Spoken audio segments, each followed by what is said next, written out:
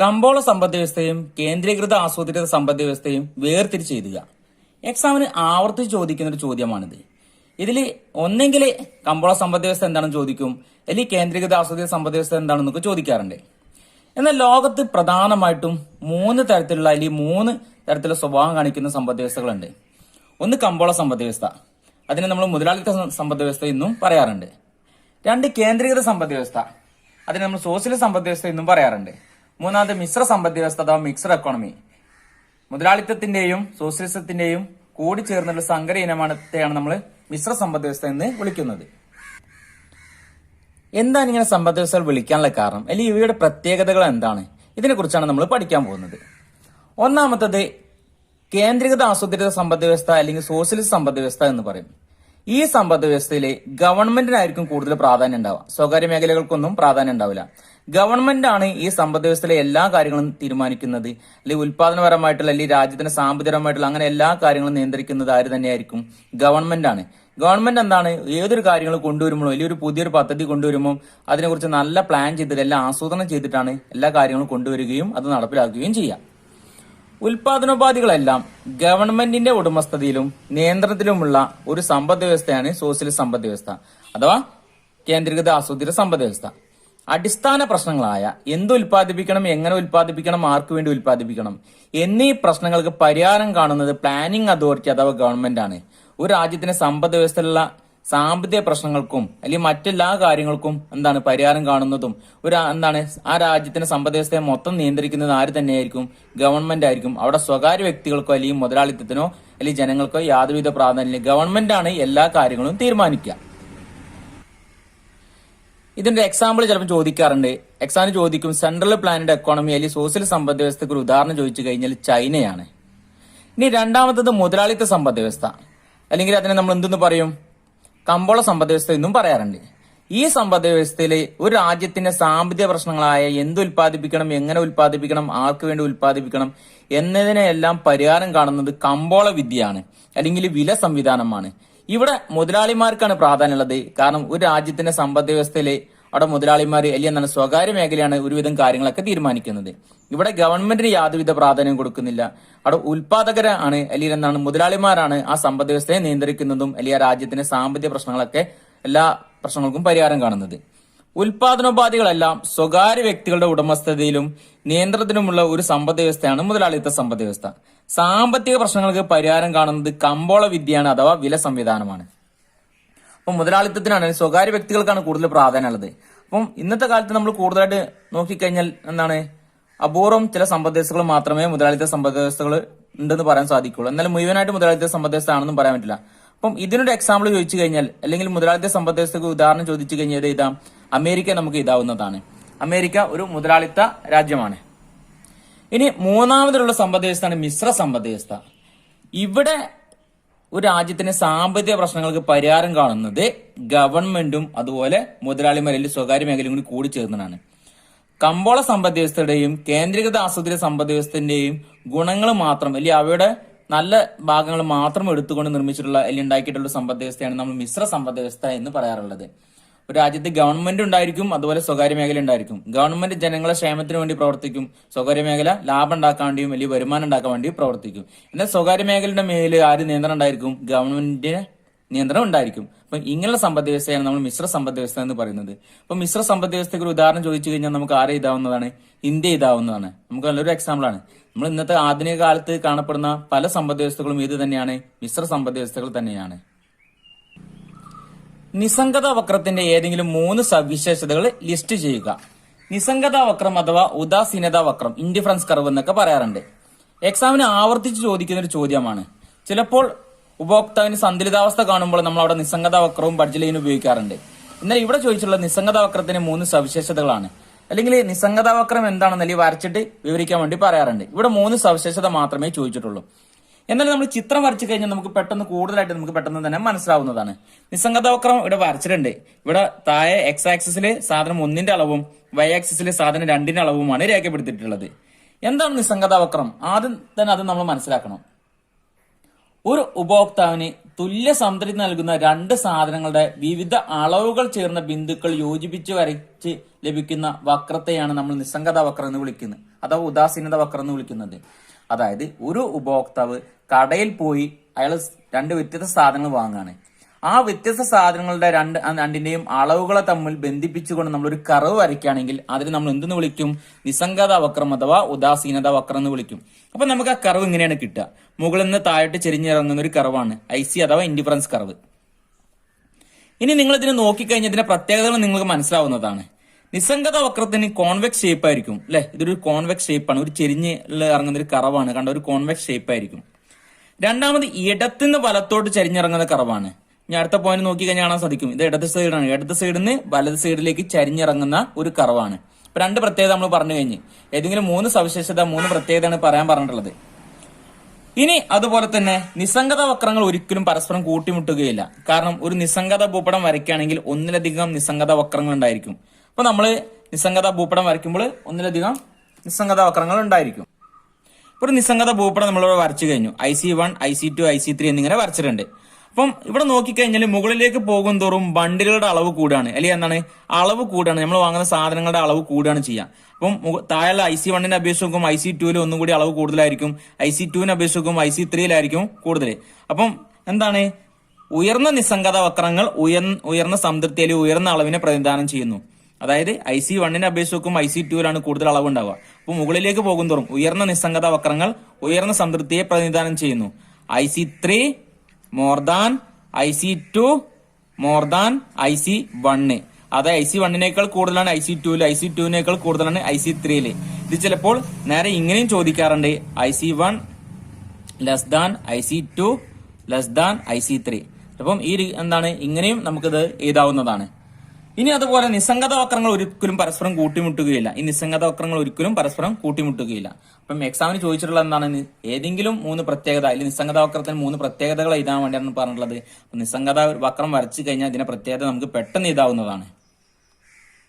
ഏതൊക്കെയാണ് നമ്മൾ പറഞ്ഞുള്ളത്? നിസ്സംഗത വക്രത്തിന് convex shape ആയിരിക്കും അല്ലെ. അതുപോലെ ഇടത്തുനിന്ന് വലത്തോട്ട് ചരിഞ്ഞിറങ്ങുന്ന ആകൃതിയായിരിക്കും, അല്ലെങ്കിൽ കർവായിരിക്കും. ഉയർന്ന നിസ്സംഗത വക്രങ്ങൾ ഉയർന്ന സംതൃപ്തിയെ പ്രതിദാനം ചെയ്യുന്നു. നിസ്സംഗത വക്രങ്ങൾ ഒരിക്കലും പരസ്പരം കൂട്ടിമുട്ടുകയില്ല. ഞാൻ ഇവിടെ 4 പോയിന്റ് പറഞ്ഞിട്ടുണ്ട്. അപ്പം എക്സാമിന് നിസ്സംഗത വക്രം വരയ്ക്കാനും അതിന്റെ പ്രത്യേകതകൾ എഴുതാനും വേണ്ടി ചോദിക്കാറുണ്ട്. എന്നാൽ നിസ്സംഗത വക്രത്തിന്റെ സവിശേഷതകൾ മാത്രമാണ് ഇവിടെ ചോദിച്ചിട്ടുള്ളത്. അപ്പം 3 എഴുതിയാൽ മതി. ഞാനിവിടെ ചിത്രം വരച്ചിട്ട് വിശദീകരിച്ച് തന്നിട്ടാണ് നിങ്ങൾക്ക് കൂടുതലായിട്ട് മനസ്സിലാവാൻ വേണ്ടി. ഒരു തുറന്ന സമ്പദ് വ്യവസ്ഥ മറ്റു രാജ്യങ്ങളുമായി സാമ്പത്തിക ബന്ധം സ്ഥാപിക്കുന്നതിനുള്ള 3 മാർഗങ്ങൾ എഴുതുക. നമ്മൾ പറഞ്ഞിട്ടുണ്ട്, ആധുനിക സമ്പദ് വ്യവസ്ഥകളെല്ലാം തന്നെ തുറന്ന സമ്പദ് വ്യവസ്ഥകളാണ്, അഥവാ ഓപ്പൺ എക്കോണമിയാണ്. അങ്ങനെയാണെങ്കിൽ തുറന്ന സമ്പദ് വ്യവസ്ഥകൾ മറ്റുള്ള രാജ്യങ്ങളുമായിട്ട് സാമ്പത്തിക ബന്ധം സ്ഥാപിക്കുന്നതിനുള്ള 3 മാർഗങ്ങൾ ഏതൊക്കെയാണ്? 1 ഉൽപ്പന്ന വിപണി ബന്ധങ്ങൾ, 2 ധനകാര്യ വിപണി ബന്ധങ്ങൾ, 3 ഘടക വിപണി ബന്ധങ്ങൾ. തുറന്ന സമ്പദ് വ്യവസ്ഥ എന്താണെന്നൊക്കെ നിങ്ങൾ പഠിച്ചിട്ടുണ്ട്. എന്താ തുറന്ന സമ്പദ് വ്യവസ്ഥ എന്ന് പറഞ്ഞു കഴിഞ്ഞാൽ, ഒരു രാജ്യം രാജ്യങ്ങളുമായിട്ട് എല്ലാവിധ വ്യാപാര ബന്ധം ഉണ്ടെങ്കിൽ അങ്ങനെയുള്ള സമ്പദ് വ്യവസ്ഥയാണ് നമ്മൾ തുറന്ന സമ്പദ് വ്യവസ്ഥ എന്ന് പറയുന്നത്. അപ്പൊ ഇവിടെ 3 തരത്തിലുള്ള ബന്ധങ്ങളുണ്ട്. 1 ഉൽപ്പന്ന വിപണി ബന്ധങ്ങൾ. ഉൽപ്പന്ന വിപണി ബന്ധങ്ങൾ എന്ന് പറഞ്ഞാല് നമ്മുടെ രാജ്യത്തുള്ള ആളുകൾക്ക് നമ്മുടെ രാജ്യത്തുള്ള സാധനങ്ങൾ വാങ്ങാൻ സാധിക്കും, വിദേശത്തുള്ള സാധനങ്ങൾ വാങ്ങാൻ വേണ്ടി സാധിക്കും. അതായത് നമ്മുടെ രാജ്യത്ത് ഇറക്കുമതി ഉണ്ടായിരിക്കും, കയറ്റുമതി ഉണ്ടായിരിക്കും. അതുകൊണ്ടാണ് ഇവിടെ എന്തുണ്ടാവുന്നത്, നമ്മുടെ കമ്പോളത്തിൽ വിദേശ നിർമ്മിത ഉൽപ്പന്നങ്ങൾ അല്ലെങ്കിൽ എന്താണ് സാധനങ്ങൾ നമുക്ക് കിട്ടുന്നത്, നമ്മളെ മാർക്കറ്റിൽ കടകളിൽ ചെന്ന് കഴിഞ്ഞാൽ നമുക്ക് വാങ്ങാൻ സാധിക്കുന്നത്. അതുപോലെ വിദേശികൾക്ക് എന്താണ്, ഓരോ രാജ്യത്ത് നിന്ന് നമ്മുടെ രാജ്യത്തുള്ള പ്രൊഡക്റ്റുകൾ അവരുടെ കമ്പോളത്തിൽ നിന്ന് വാങ്ങാൻ വേണ്ടി സാധിക്കും. 2 ധനകാര്യ വിപണി ബന്ധങ്ങൾ.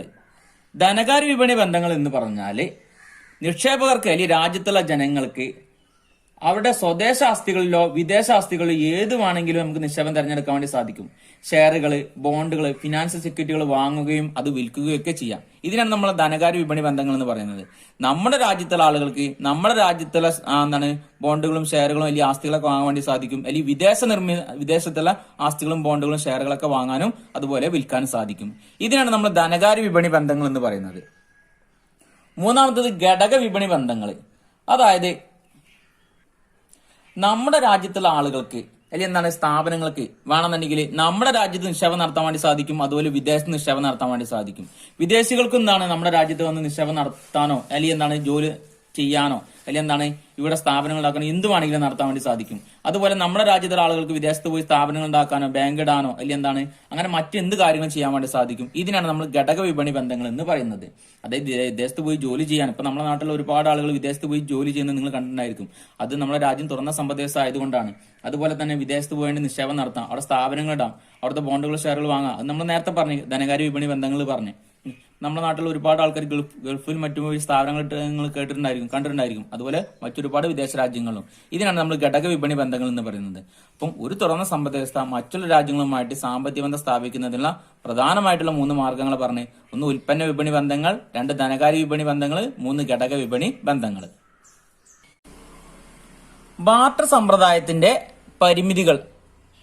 List out limitations of barter system. Barter സമ്പ്രദായത്തിന്റെ പോരായ്മകൾ എന്നൊക്കെ വേണമെങ്കിൽ നമുക്ക് പറയാവുന്നതാണ്. എന്താണ് ബാർട്ടർ സമ്പ്രദായത്തിന്റെ പോരായ്മകൾ അല്ലെങ്കിൽ പരിമിതികൾ എന്ന് പറഞ്ഞാൽ എക്സാമിന് ആവർത്തിച്ച് ചോദിക്കുന്ന മറ്റൊരു ചോദ്യമാണ്.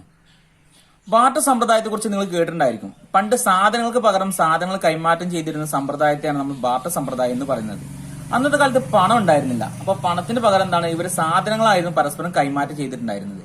അപ്പം ഇങ്ങനെയുള്ള സമ്പ്രദായത്തെയാണ് നമ്മൾ എന്തെന്ന് പറയുന്നത്, ബാർട്ടർ സമ്പ്രദായം എന്ന് പറയുന്നത്. അപ്പം എങ്ങനെയാണ് പണ്ട് സാധനങ്ങൾക്ക് പകരം സാധനങ്ങൾ കൈമാറ്റം ചെയ്തിട്ടുണ്ടായിരുന്നത്? ഇതിനെ കുറിച്ചൊക്കെ നമ്മൾ പഠിച്ചിട്ടുണ്ടായിരുന്നു. എന്നാൽ ഇതിന് ഒരുപാട് പരിമിതികളുണ്ട്, അല്ലെങ്കിൽ ഒരുപാട് പോരായ്മകളുണ്ട്. അതിൽ ഒന്നാമത്താണ് ഇരുവരുടെയും ആവശ്യങ്ങൾ പൊരുത്തപ്പെടാതെ വരിക. അപ്പം അത് പറഞ്ഞാൽ എന്താണ്, ഇപ്പം എന്തായാലും ബാർട്ടർ സമ്പ്രദായത്തിൽ ഒരു സാധനത്തിന് പകരം മറ്റൊരു സാധനം നമ്മൾ കൈമാറ്റം ചെയ്യുകയാണെന്ന് പറഞ്ഞിട്ടുണ്ട്. അങ്ങനെയാണെങ്കിൽ ഒരു വ്യക്തി അയാളുടെ അടുത്തുള്ള സാധനവുമായിട്ട് വേറെ ആളെ തെരഞ്ഞു ചെല്ലും. അല്ലെങ്കിൽ എന്താണ്, ഇപ്പം ഒരു ആടുള്ള ഒരാള് എന്താണ് പശുള്ള ഒരു വീട്ടിലേക്ക് ചെല്ലും. ഇയാൾക്ക് പശുവിനെ വേണ്ടി വരും, ഇയാൾക്ക് കൊടുക്കാൻ ആടാണുള്ളത്. അങ്ങനെ എന്നാൽ എന്താണ് അവിടെ ചെല്ലുമ്പോൾ ഈ പശുള്ള ആൾക്ക് ഒരിക്കലും ആടിനോട് താല്പര്യം ഉണ്ടാവില്ല, അല്ലെങ്കിൽ ആടിന് വാങ്ങാൻ താല്പര്യം ഉണ്ടാവില്ല. അങ്ങനെയാണെങ്കിൽ അയാൾ കൊടുക്കാൻ തയ്യാറാവില്ല. ഇതിനാണെന്ന് പറയാം ഇരുവരുടെയും ആവശ്യങ്ങൾ പൊരുത്തപ്പെടാതെ വരിക. സാധന കൈമാറ്റ രീതി സുഗമമായി നടക്കണമെങ്കിൽ വാങ്ങുന്നവന്റെയും വിൽക്കുന്നവന്റെയും ആവശ്യങ്ങൾ പൊരുത്തപ്പെടണം. അപ്പം ഇത് വാങ്ങാൻ ആഗ്രഹിക്കുന്ന ആൾക്കും അതുപോലെ വിൽക്കാൻ ആഗ്രഹിക്കുന്ന ആൾക്കും സാധനങ്ങൾ അങ്ങോട്ടും ഇങ്ങോട്ടും പരസ്പരം കൈമാറ്റം ചെയ്യാൻ താല്പര്യം ഉണ്ടെങ്കിൽ മാത്രമേ അവിടെ എന്തുണ്ടാവുള്ളൂ, അവിടെ ആ ഇടപാട് നടക്കുകയുള്ളൂ. 2 ഒരു പൊതുമൂല്യ അളവിന്റെ അഭാവം. പൊതുമൂല്യ അളവ്, അതായത് ബാർട്ടർ സമ്പ്രദായത്തിൽ സാധനങ്ങളെ മൂല്യം അളക്കാനുള്ള ഒരു മാനദണ്ഡമില്ല. ഇപ്പൊ നമ്മൾ പറഞ്ഞു ഇന്നത്തെ കാലത്ത് ഒരു പശുവിന്റെ വാല്യൂയും ഒരു ആടിന്റെ വാല്യൂയും അല്ലെങ്കിൽ ഒരു ചാക്ക് നെല്ലിന്റെ വാല്യൊക്കെ വ്യത്യാസമുണ്ട്. എന്നാൽ അന്നത്തെ കാലത്ത് കറക്റ്റായിട്ട് അളക്കാൻ സാധിക്കുമായിരുന്നില്ല. ഒരു ചാക്ക് നെല്ല് കൊണ്ട് ഒരു പശുവിനെ വാങ്ങാൻ ചെന്ന് കഴിഞ്ഞാൽ അതിന് 2 മൂല്യത്തിൽ മാറ്റം ഉണ്ടാവും. അപ്പൊ എന്താണ്, അപ്പം അന്നത്തെ കാലത്ത് അന്ന് കറക്റ്റായിട്ട് മൂല്യം രേഖപ്പെടുത്താൻ വേണ്ടി സാധിച്ചിരുന്നില്ല. അപ്പം അതൊരു വലിയ പ്രശ്നമായിരുന്നു. മൂല്യശേഖരത്തിന്റെ അഭാവം. ഇപ്പൊ ഇന്നത്തെ കാലത്ത് നമുക്ക് മൂല്യശേഖരമാണെങ്കിൽ പണത്തിലൊക്കെ മൂല്യശേഖരം നടത്താവുന്നതാണ്. അപ്പൊ ഇന്നത്തെ കാലത്ത് പശുവിനെ വിറ്റിട്ടോ അല്ലെങ്കിൽ സ്ഥലം വിറ്റിട്ടോ ഒക്കെ എന്താണ് നമുക്ക് ആ പണം കൊണ്ടുപോയി നമുക്ക് എടുത്തു വെക്കാൻ വേണ്ടി സാധിക്കും. അല്ലെങ്കിൽ ഭാവിയിൽ എപ്പോഴും ആവശ്യം വന്നു കഴിഞ്ഞാൽ ആ പണം ഉപയോഗിച്ച് വീണ്ടും നമുക്ക് ആവശ്യമുള്ള സാധനങ്ങൾ വാങ്ങാൻ വേണ്ടി സാധിക്കും.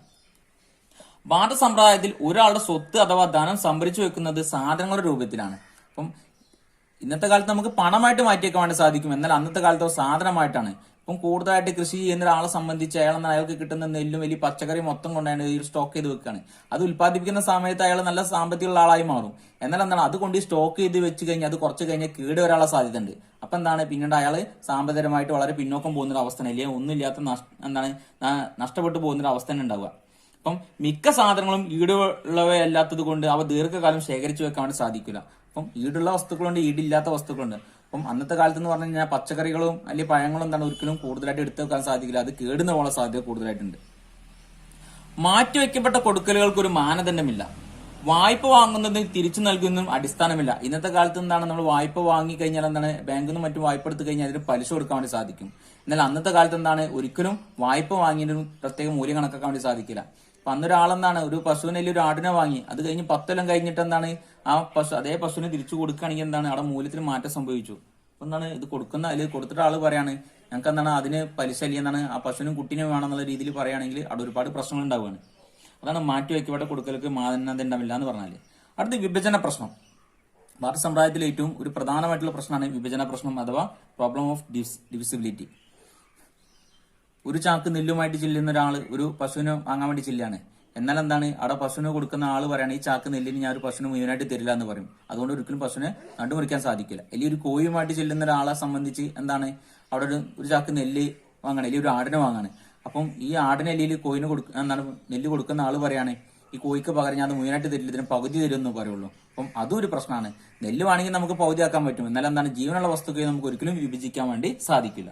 അപ്പം ബാർട്ടർ സമ്പ്രദായത്തിന് ഒരു പ്രധാനമായിട്ടുള്ള പ്രശ്നമാണ് എന്താണ്, സാധനങ്ങൾക്ക് ഒരിക്കലും ജീവനുള്ള വസ്തുക്കളെ നമുക്ക് വിഭജിക്കാൻ സാധിക്കില്ല എന്നുള്ളത്. ജനങ്ങൾ കയ്യിൽ പണം സൂക്ഷിക്കുന്നതിനുള്ള ഏതെങ്കിലും 2 പ്രേരണകൾ ലിസ്റ്റ് ചെയ്യുക. അല്ലെങ്കിൽ ജനങ്ങൾ കയ്യിൽ പണം സൂക്ഷിക്കാൻ ആഗ്രഹിക്കാനുള്ള പ്രധാനമായിട്ടുള്ള 3 കാരണങ്ങൾ. അതാണ് ഇവിടെ പറഞ്ഞത്. പ്രധാനമായിട്ടും 3 കാരണങ്ങൾ ഉള്ളത്. 1 കൈമാറ്റ പ്രേരകം, 2 മുൻകരുതൽ പ്രേരകം, 3 കച്ചവട പ്രേരകം. Transaction motive, precautionary motive, speculative motive. എന്താണ് കൈമാറ്റ പ്രേരകം എന്ന് പറഞ്ഞാൽ, അല്ലെങ്കിൽ എന്താണ് മുൻകരുതൽ പ്രേരകം, അല്ലെങ്കിൽ എന്താണ് കച്ചവട പ്രേരകം? ഇത് ചിലപ്പം 3 മാർക്കിനാണെങ്കിൽ 3 പോയിന്റ് എഴുതിയാൽ മതി, അല്ലെങ്കിൽ 4 മാർക്കിന് 5 മാർക്കിനൊക്കെ ആണെങ്കിൽ നമ്മൾ കൂടുതലായിട്ട് എക്സ്പ്ലെയിൻ ചെയ്യേണ്ടതായിട്ട് വരും.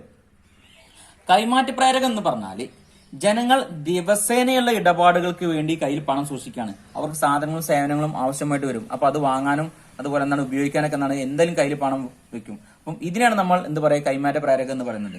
അതായത് ജനങ്ങൾ പണം കൈ സൂക്ഷിക്കാൻ വേണ്ടി ആഗ്രഹിക്കുകയാണ്. കാരണം എന്താണ്, അയാൾക്ക് ആവശ്യമുള്ള സാധനങ്ങൾ വാങ്ങാൻ വേണ്ടി കടയിൽ നിന്നോ അല്ലെങ്കിൽ മറ്റുള്ള സ്ഥലങ്ങളിൽ നിന്നോ അയാൾക്ക് ആവശ്യമുള്ള സാധനങ്ങൾ വാങ്ങാൻ വേണ്ടി കയ്യിൽ പണം സൂക്ഷിക്കാറുണ്ട്. ഇതിനാണ് നമ്മൾ എന്തെന്ന് പറയാ, കൈമാറ്റ പ്രേരകം എന്ന് പറഞ്ഞാല്. അടുത്ത മുൻകരുതൽ പ്രേരകം അഥവാ പ്രിക്കോഷണറി മോട്ടീവ് എന്ന് പറഞ്ഞാല് അത്യാവശ്യ ഘടകങ്ങൾ എന്താണ്, നമുക്ക് ആവശ്യങ്ങൾക്ക് വേണ്ടി എന്താണ് നമ്മൾ കയ്യിൽ പണം സൂക്ഷിക്കുകയാണ്. അത് ഭാവിയിലെ ആവശ്യങ്ങൾക്ക് വേണ്ടി എന്താണ് നമ്മൾ മുൻകൂട്ടി നമ്മൾ കയ്യിൽ പണം സൂക്ഷിക്കും. ഇപ്പം വീട്ടിൽ കുട്ടികളുള്ള വീട്ടിൽ ആൾക്കാരെന്താണ് എപ്പോഴും പണം കയ്യിൽ സൂക്ഷിക്കാറുണ്ട്. കാരണം എന്താണ്, കുട്ടികൾക്ക് എപ്പോഴും അസുഖവും കാര്യങ്ങളും വരാറുണ്ട്. അങ്ങനെയാണെങ്കിൽ എന്ത് ചെയ്യും, കയ്യിൽ എപ്പോഴും പണം സൂക്ഷിക്കും. അതിൽ കല്യാണം ഉണ്ടായിട്ടോ അല്ലെങ്കിൽ മറ്റെന്താ വീട്ടിൽ എന്ത് ഫംഗ്ഷനൊക്കെ വരികയാണെങ്കിൽ ആളുകൾ പണം കയ്യിൽ സൂക്ഷിക്കാറുണ്ട് മുൻകൂറായിട്ട്. കാരണം എന്താണ്, ഭാവിയിലെ ആവശ്യങ്ങൾക്ക് അതെന്താണ് ആ പരിപാടി വരുന്ന സമയത്ത് അല്ലെങ്കിൽ അത് ആവശ്യങ്ങൾ വരുന്ന സമയത്ത് എടുത്ത് ഉപയോഗിക്കാൻ വേണ്ടിയാണ്. ഇതിനെ നമ്മൾ മുൻകരുതൽ പ്രേരകം അഥവാ പ്രിക്കോഷണറി മോട്ടീവ് എന്ന് പറയുന്നത്. 3 കച്ചവട പ്രേരകം അഥവാ സ്പെക്കുലേറ്റീവ് മോട്ടീവ്. അതായത് ജനങ്ങൾ കയ്യിൽ പണം സൂക്ഷിക്കാൻ വേണ്ടി ആഗ്രഹിക്കാറുണ്ട്. കാരണം എന്താണ്, കച്ചവടം ചെയ്യാൻ വേണ്ടി. ഭാവി സ്വർണത്തിന് മൂല്യം കൂടുമെന്ന് അല്ലെങ്കിൽ ഭാവി ഡോളറിന്റെ മൂല്യം അല്ലെങ്കിൽ ദിനാറിന്റെ മൂല്യം കൂടുമെന്ന് കരുതിയിട്ട് എന്താണ് അത് വാങ്ങാൻ വേണ്ടി കയ്യിൽ പണം സൂക്ഷിക്കാറുണ്ട്. കാരണം കൂടിക്കഴിഞ്ഞാൽ ഇത് വാങ്ങാൻ വേണ്ടി. അപ്പം ഇതിനാണ് നമ്മൾ എന്ത് പറയാ, കച്ചവട പ്രേരകം എന്ന് പറയുന്നത്. എക്സാമിന് ആവർത്തിച്ച് ചോദിക്കുന്ന ചോദ്യങ്ങളിൽ ഒന്നാണിത്.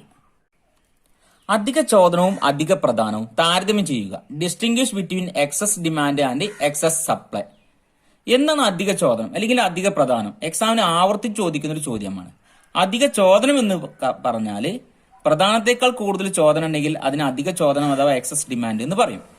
എന്നാൽ അധിക പ്രധാനം എന്ന് പറഞ്ഞു കഴിഞ്ഞാലോ, ചോദനത്തേക്കാൾ കൂടുതൽ പ്രധാനം ഉണ്ടെങ്കിൽ അതിന് നമ്മൾ അധിക പ്രധാനം എന്ന് പറയും. എപ്പോഴാണ് അധിക ചോദനം ഉണ്ടാവുന്നത് അല്ലെങ്കിൽ എപ്പോഴാണ് അധിക പ്രധാനം ഉണ്ടാവുന്നത്, ഇതിനെ കുറിച്ചാണ് ഇനി നമ്മൾ പറയാൻ പോകുന്നത്. ഇപ്പം ഡിമാൻഡ് സപ്ലൈയും കൂട്ടിമുട്ടുന്ന പോയിന്റ് കണ്ട് ഈ എന്നുള്ള ബിന്ദുലി സന്തുലിത ബിന്ദു. ആ സമയത്ത് ഉണ്ടാകുന്ന വില സന്തുലിത വില എന്നും ആ സമയത്ത് ഉണ്ടാകുന്ന അളവിനെ നമ്മൾ സന്തുലിത അളവ് എന്നും പറഞ്ഞു. ഇനി ഇവിടെ പറഞ്ഞുള്ളത് വില പിയിൽ നിന്ന് വില P1 ആയിട്ട് വർദ്ധിച്ചു. വില പിയിൽ നിന്ന് വില P1 ആയിട്ട് വർദ്ധിച്ചു. അങ്ങനെയാണെങ്കിൽ എന്ത് സംഭവിക്കും? വില പിയിൽ നിന്ന് വില P1 ആയിട്ട് വർദ്ധിച്ചു കഴിഞ്ഞാൽ, അപ്പം ഇവിടെയാണ് വില രേഖപ്പെടുത്തിയിരിക്കുന്നത്. എന്നാൽ ആ സമയത്ത് എന്ത് മാറ്റം സംഭവിക്കുമെന്നും നോക്കാം. ഈ പോയിന്റ് നമ്മൾ ഡിമാൻഡിലേക്കും സപ്ലൈയിലേക്കും തമ്മിൽ കൂട്ടിമുട്ടി കഴിഞ്ഞാൽ നോക്കിക്കഴിഞ്ഞാൽ നമുക്ക് എന്ത് കാണാൻ വേണ്ടി സാധിക്കും? ആ സമയത്ത് വില വർദ്ധിച്ചു കഴിഞ്ഞാൽ നമ്മൾ പഠിച്ചിട്ടുണ്ട് വിലയും ചോദനയും തമ്മിൽ ഓപ്പോസിറ്റ് റിലേഷൻഷിപ്പ് ആണെന്ന് പഠിച്ചിട്ടുണ്ട്. അതായത് വിപരീതം എന്താണെന്ന് പഠിച്ചിട്ടുണ്ട്.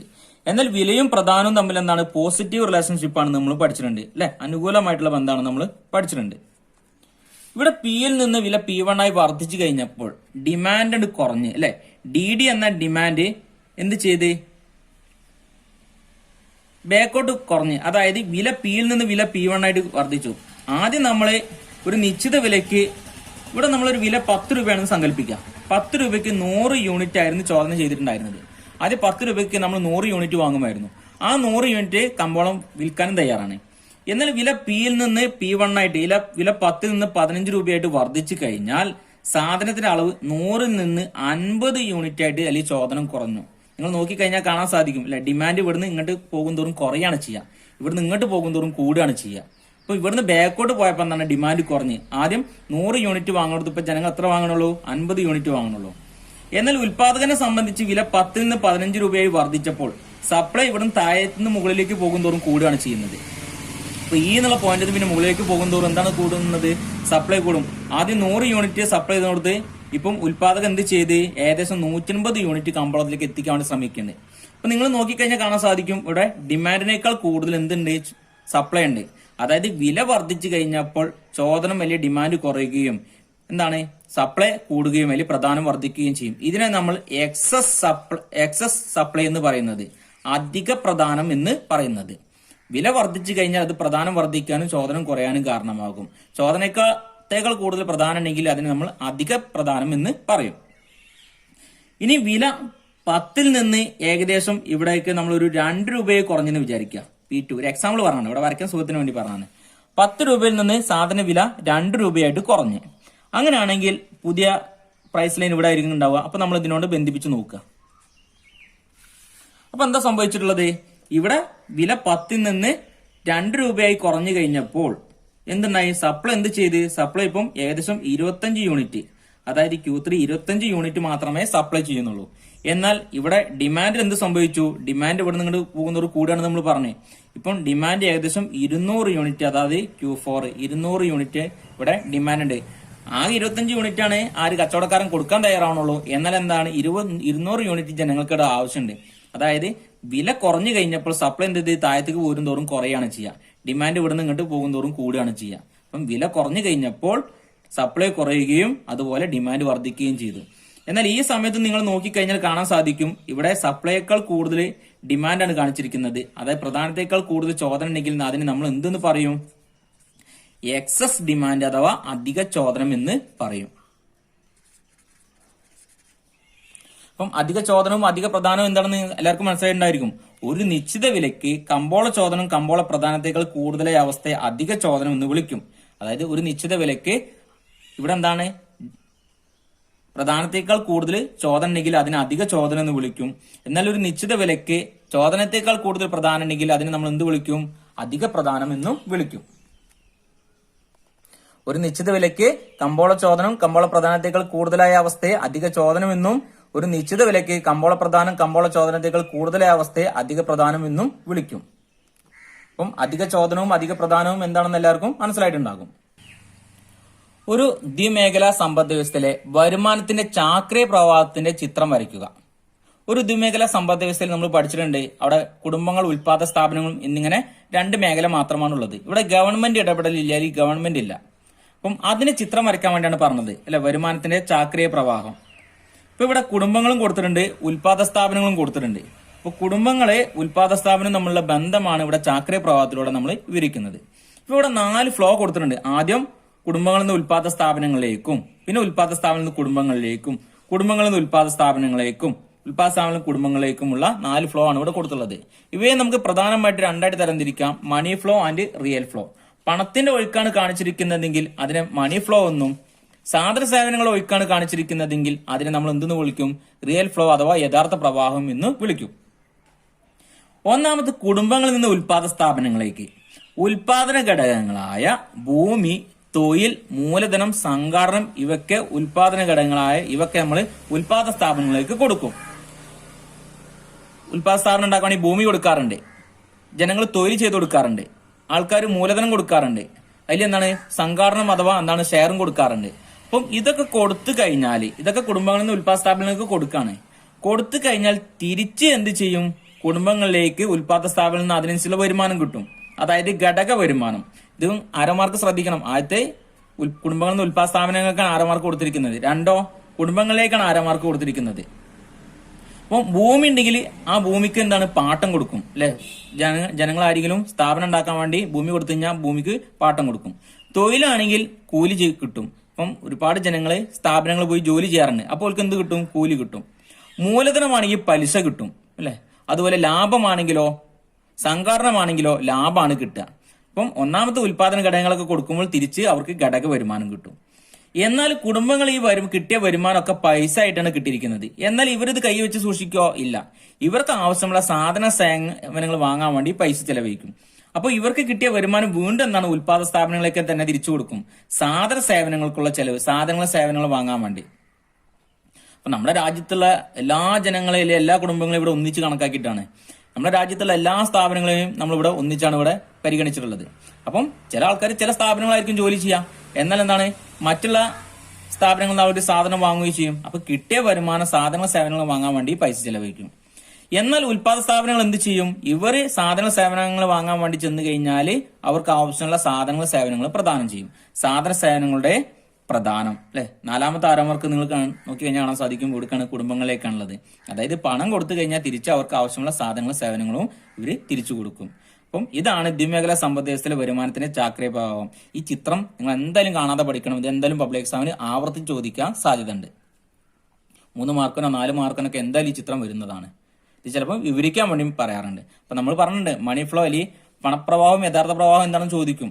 കുടുംബങ്ങളിൽ നിന്ന് ഉൽപ്പാദ സ്ഥാപനങ്ങളിലേക്ക് കുടുംബങ്ങളിലേക്കുള്ള പണത്തിന്റെ ഒഴുക്കിനെ നമ്മൾ പണപ്രവാഹം എന്നും, ഇവിടെ നമ്മൾ നോക്കിക്കഴിഞ്ഞാൽ ഏതൊക്കെയാണ് പണപ്രവാഹം, രണ്ടാമത്തതും മൂന്നാമത്തതും ഏതാണ് പണപ്രവാഹമാണ് കാണിച്ചിരിക്കുന്നത്. എന്നാൽ കുടുംബങ്ങളിൽ നിന്ന് ഉൽപ്പാദ സ്ഥാപനങ്ങളിൽ കുടുംബങ്ങളിലേക്കുള്ള സാധന സേവനങ്ങൾ ഒഴുക്കിനെയാണ് നമ്മൾ എന്ത് പറയാ യഥാർത്ഥ പ്രവാഹം എന്ന് പറയുന്നത്. അങ്ങനെയാണെങ്കിൽ ഒന്നാമത്തതും നാലാമത്തതും എന്തായിരിക്കും യഥാർത്ഥ പ്രവാഹമാണ് കാണിച്ചിരിക്കുന്നത്. എക്സ് ആന്റി നിക്ഷേപവും എക്സ്പോഷർ നിക്ഷേപവും തമ്മിലുള്ള വ്യത്യാസം എഴുതുക. എക്സ് ആന്റി എക്സ്പോഷർ നമ്മൾ പഠിച്ചിട്ടുണ്ട്. എന്താണ് എക്സ് ആന്റി എക്സ്പോഷർ എന്ന് പറഞ്ഞു കഴിഞ്ഞാൽ, എക്സ് ആന്റി എന്ന് പറഞ്ഞു കഴിഞ്ഞാൽ നമ്മൾ ആസൂത്രണം ചെയ്യാണ് അല്ലെ. നമുക്ക് എന്ത് സാധനങ്ങൾ വാങ്ങണം, അല്ലെങ്കിൽ എന്താണ് ഒരു കാര്യങ്ങൾ ചെയ്യണം, ഇതിനെക്കുറിച്ച് നമ്മൾ ആസൂത്രണം ചെയ്യുന്നതിനാണ് നമ്മൾ എക്സ് ആന്റി എന്ന് പറയുന്നത്. എന്നാൽ എക്സ്പോഷർ നിക്ഷേപം എന്ന് പറഞ്ഞു കഴിഞ്ഞാലോ അവിടെ യഥാർത്ഥത്തിൽ നടന്നിട്ടുള്ള കാര്യങ്ങൾ. ഇപ്പം ഓരോ രാജ്യം അല്ലെങ്കിൽ ഓരോ ഗവൺമെന്റ് എന്നാണ് എക്സ് ആന്റി എക്സ്പോസ്റ്റ് ഒക്കെ ചെയ്യാറുണ്ട്. എക്സ് ആന്റി എന്ന് പറഞ്ഞു കഴിഞ്ഞാൽ ഒരുപാട് പദ്ധതികൾ കൊണ്ടുവരണം, ഒരുപാട് കാര്യങ്ങൾ ചെയ്യണമെന്ന് ഒരു മുൻകൂട്ടി പ്ലാൻ ചെയ്യാണ് ചെയ്യുക. എന്നാൽ എന്താണ് അവിടെ എക്സ്പോസ്റ്റ് എന്ന് പറഞ്ഞു കഴിഞ്ഞാൽ അവർ ചെയ്തിട്ടുള്ള കാര്യങ്ങളാണ്. ഉപഭോഗ നിക്ഷേപം ഒരു സമ്പദ് വ്യവസ്ഥയിലെ അന്തിമ സാധനങ്ങളുടെയും സേവനങ്ങളുടെയും മൊത്തം ഉൽപ്പന്നം തുടങ്ങിയ പദങ്ങൾ 2 അർത്ഥതലങ്ങൾ ഉപയോഗിക്കുന്നു. ഒരു ചരത്തിന്റെ ആസൂത്രിത അഥവാ പ്രതീക്ഷിത മൂല്യത്തെയാണ് നമ്മൾ എക്സ് ആന്റി എന്ന് വിളിക്കുന്നത്. എന്നാൽ അതുപോലെ തന്നെ ചരങ്ങളുടെ യഥാർത്ഥ മൂല്യത്തെ എക്സ്പോസ്റ്റ് എന്ന് വിളിക്കുന്നത്. എക്സ് ആന്റി എന്ന് പറഞ്ഞു കഴിഞ്ഞാൽ അവിടെ ആസൂത്രണം ചെയ്തിട്ടുള്ളൂ, എന്നാൽ എക്സ്പോസ്റ്റ് എന്ന് പറഞ്ഞു കഴിഞ്ഞാൽ അവിടെ നടന്നു കഴിഞ്ഞിട്ടുള്ളതിനാണ് എക്സ്പോസ്റ്റ് എന്ന് പറയുന്നത്.